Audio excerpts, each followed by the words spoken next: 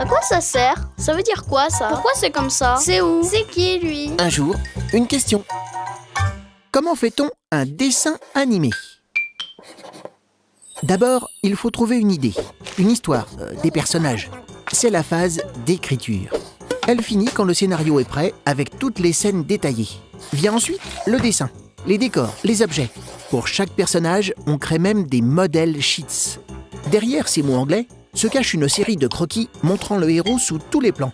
De face, de dos, de profil, de trois quarts.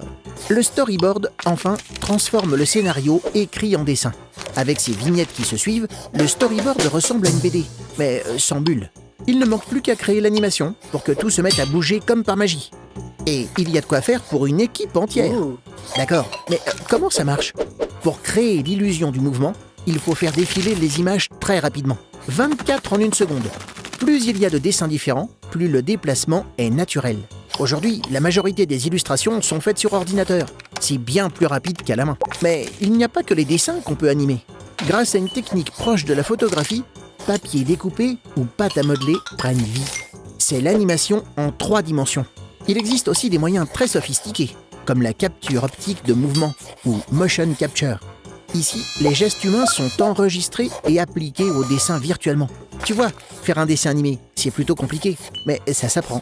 En France, il existe des écoles spécialisées. Tout est possible quand on est passionné. Tu te poses des questions? Nous, on y répond.